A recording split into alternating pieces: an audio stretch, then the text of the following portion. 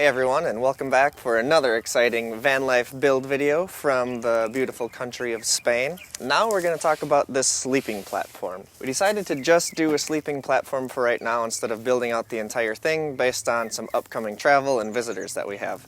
In the future, we're going to be taking all of this out, or whatever we need to take out, so that way we can build in some more dedicated storage and a little bit of a kitchen area. But for now, this does exactly what we need it to do. I can lay down completely flat. The back seats are still in, so we can have more than just two people in the van. And like I said, there's plenty of storage here, and you can't see it in this shot, but there's a roof rack up here if we need extra. Let's see how I built it. It's going to be made entirely of these 7 pieces of wood. We're going to start building the rectangular frames that are going to go across the back of the van. And those will be the main supports for the lower sections and where the storage goes underneath.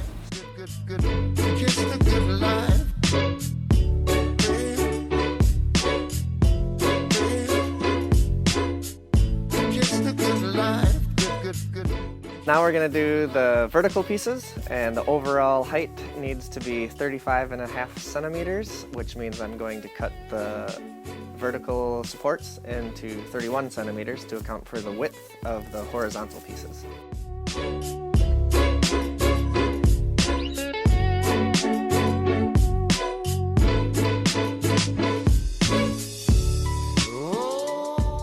Now I'm going to dry fit just about every piece every time, just to make sure that I actually did measure everything correctly. At 120 centimeters, everything slides in here. That's the narrowest part, 2 horizontal pieces, and our first vertical. And the best we can do for right now is just eyeballing it. And it looks like this is gonna be the perfect height to fit over the top of that seat. So just to be safe, I'm gonna drill 3 pilot holes in the horizontal supports, so that way when I put the screws in, it doesn't split any of the wood.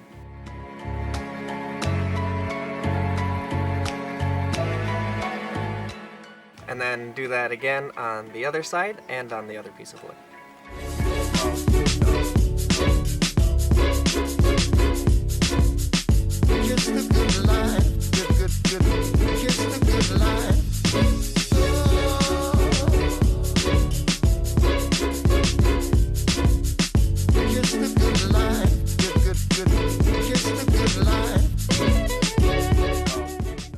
One last dry fit for this first frame, and it looks like that the height worked out to be perfect. The reason I didn't put this third one in yet is because we have this tie down spot, and I wasn't exactly sure where it was going to end up in here. We want this close to the middle, but I don't think it's that important, so I can kind of just put it in like this, say that it's going to miss the tie down spot right there, and just mark the middle. Doesn't have to be perfect because, again, there's a little bit of room to play around with. So we're going to get that one installed and then build the second one. I'm dead, but you make me smile. Can I stay with you for a while? You're still alive, you're not scared like most, even though I'm close. I feel alive when I'm with you.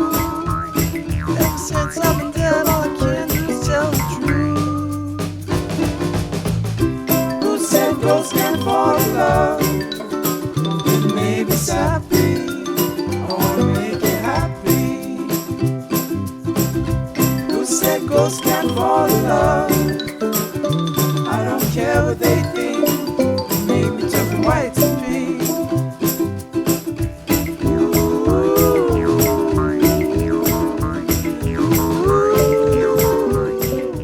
These sheets were already pre-cut. They're exactly 120 centimeters wide, and they're 60 centimeters long, or whatever. And the total length we need is 180 centimeters. So basically, we just needed 3 of these things. This is our back side, which means I knew for sure this edge needed to be flush. We just put it halfway across this board. The next sheet is gonna sit right here. Like when I move things on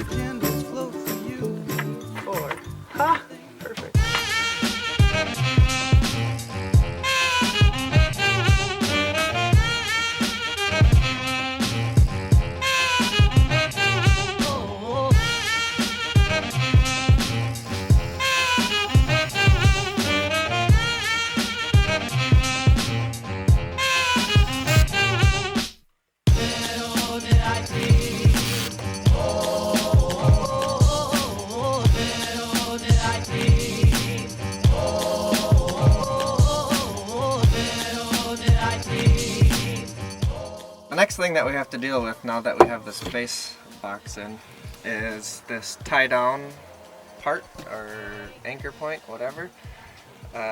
Because we do want to use the seats as the structural support for this next piece, obviously we have to do something with that. This sheet will fit on here like so, and it's hitting that anchor point. So what we have to do is cut out a little hole so that way this part can lay flat down on the seats instead.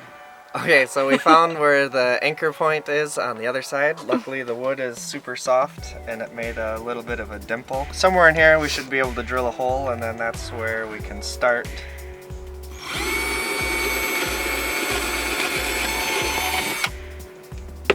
Start the outline to finish cutting out the rest of the hole. The start of the second day, and where I left you last night, was we were cutting out the hole for this anchor point, which we finished. So you can see that the pieces are lying flat, and the only thing left is to finish putting this third piece down. So in order to do that, we're going to use these 10 centimeter or 4-inch hinges. I can put the center of this at the 40 centimeter mark, and then this is what will allow us to fold it up when it's done and leave it at whatever angle we want when it's in couch mode, for example.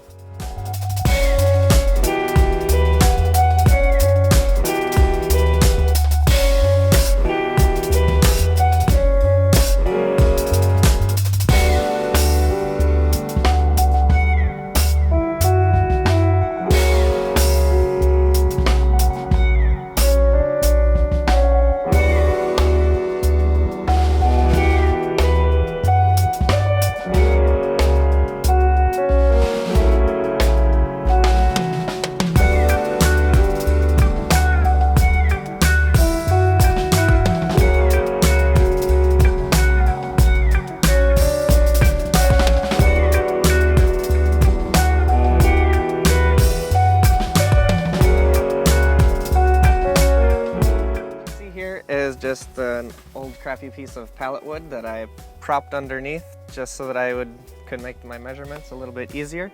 And it's a complete random accident that happens to be the right length already, which is 55 centimeters. And then when I make the actual legs, I'll be using this, which is 3.5 centimeters by 3.5 centimeters square.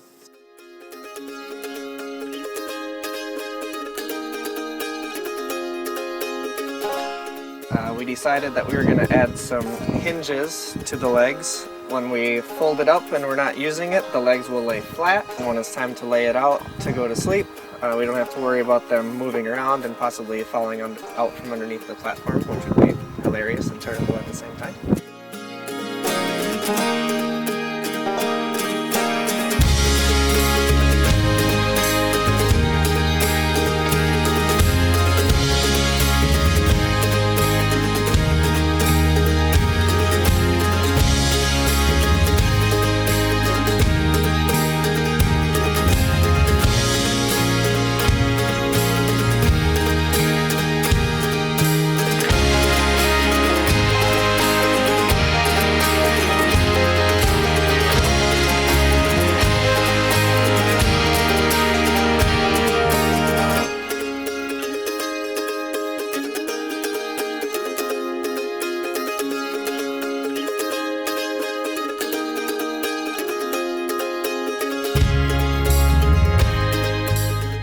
Well, we've got everything done.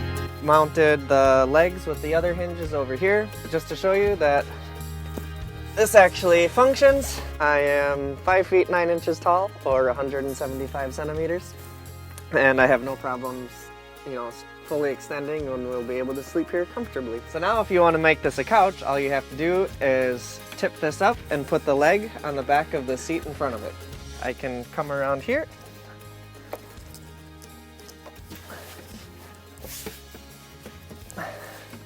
And enjoy the beautiful scenery that's happening in front of me. Okay, so now once you've gotten to your campsite and you want to put your bed in place, I've already folded down the seats, but all you have to do is slide it off of this one, get it into the anchor point, and then fold over the third piece.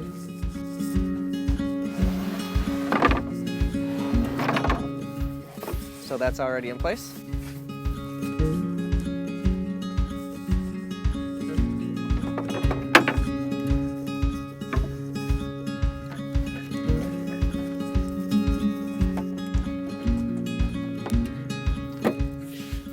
Now your bed is set up and ready to go. If you want to drive off, you probably need to fold this part back.